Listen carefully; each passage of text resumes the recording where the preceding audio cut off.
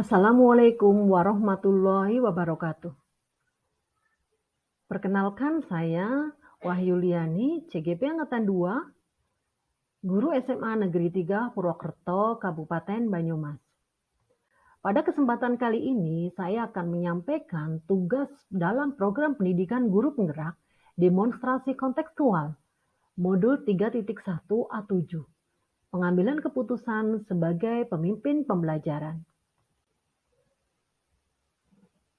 Bapak Ibu guru di seluruh Nusantara, sebagai seorang pemimpin pembelajaran, Anda pasti sering dihadapkan dalam situasi di mana Anda diharuskan mengambil suatu keputusan yang sama-sama benar, tetapi saling bertentangan satu dengan yang lain.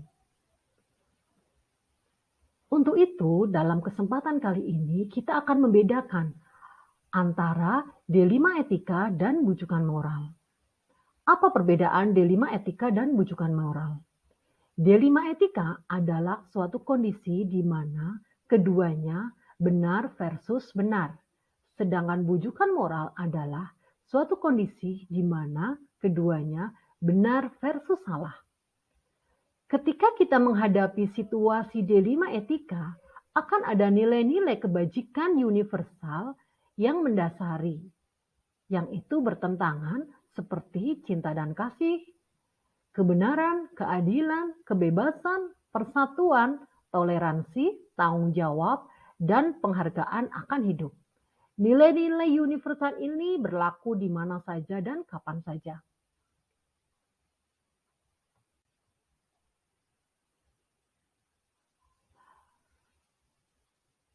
Bagaimana pengalaman Anda dalam menghadapi situasi D5 etika ini? Pemikiran-pemikiran seperti apa yang melandasi pengambilan keputusan Anda? Pernahkah Anda menjadi ragu atas keputusan yang diambil? Adakah perasaan tidak nyaman?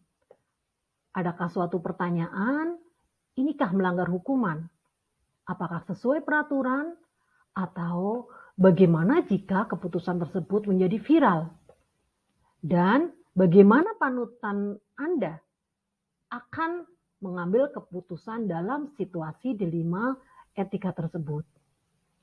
Untuk bisa guru mengambil sebuah keputusan sebagai seorang pemimpin pembelajaran, ada 4 paradigma yang kita kenal. Yang pertama, paradigma individu versus masyarakat. Yang kedua, paradigma rasa keadilan versus rasa kasih sayang.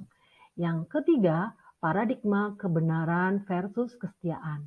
Dan yang keempat adalah paradigma jangka pendek versus jangka panjang.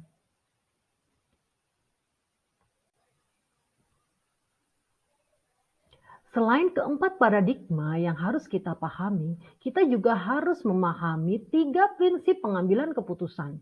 Yang pertama, prinsip berbasis hasil akhir.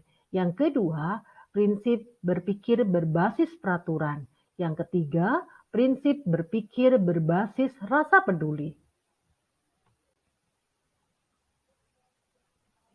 Sebagai pemimpin pembelajaran, pada saat ada kondisi D5 etika, maka langkah yang digunakan dalam pengambilan keputusan adalah kita menganalisis kasus yang dihadapi. Apakah termasuk D5 etika atau bujukan moral? Jika termasuk D5 etika, maka seorang guru dapat menerapkan 9 langkah pengambilan keputusan dan pengujian keputusan yang telah disusun secara berurutan untuk dapat mengambil keputusan yang bijaksana dan efektif. 9 langkah pengambilan keputusan tersebut adalah yang pertama, mengenali bahwa ada nilai-nilai yang saling bertentangan dalam situasi tersebut. Yang kedua, menentukan siapa yang terlibat dalam situasi ini. Yang ketiga, kumpulkan fakta-fakta yang relevan dengan situasi ini. Yang keempat, pengujian benar atau salah. Yang kelima, pengujian paradigma benar lawan benar. Yang keenam, melakukan prinsip resolusi.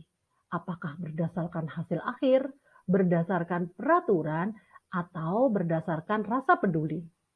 Yang ketujuh adalah melakukan investigasi opsi trilema. Yang kedelapan, membuat keputusan. Dan yang kesembilan atau yang terakhir, kita melihat kembali keputusan serta merefleksikan.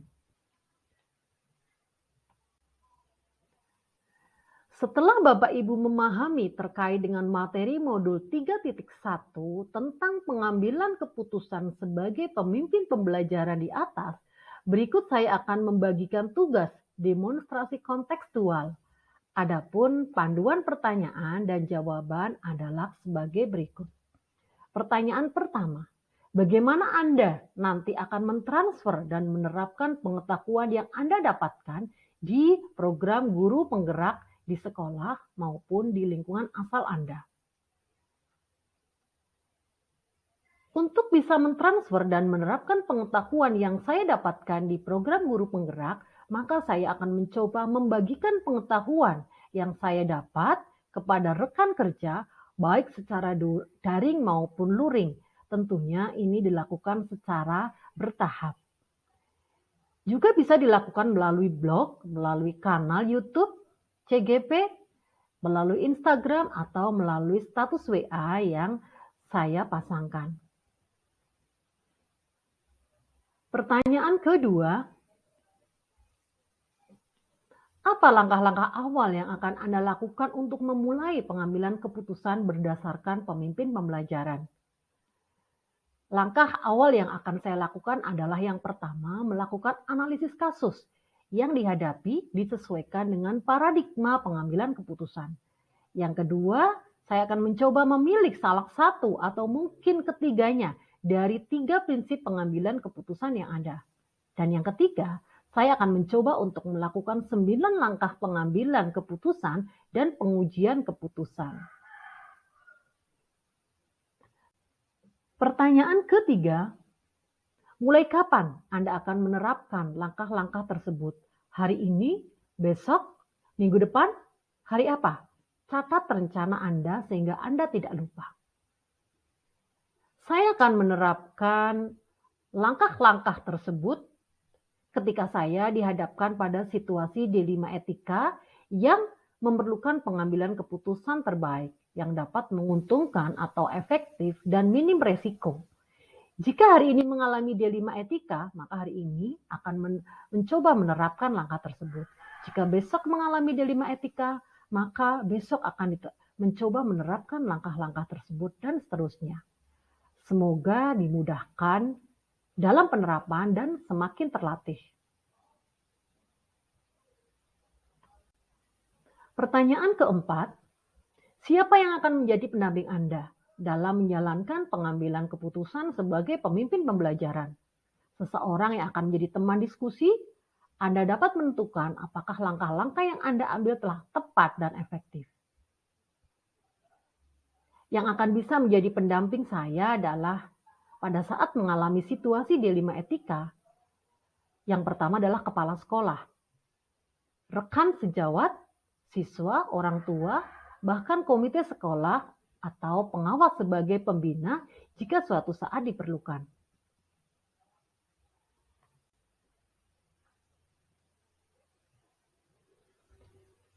Bapak Ibu guru seluruh Nusantara, perubahan akan lebih baik bila dilakukan bersama-sama. Kolaborasi antar teman adalah kunci keberhasilan yang bermakna. Salam bahagia, tergerak, bergerak, dan menggerakkan. Wassalamualaikum warahmatullahi wabarakatuh.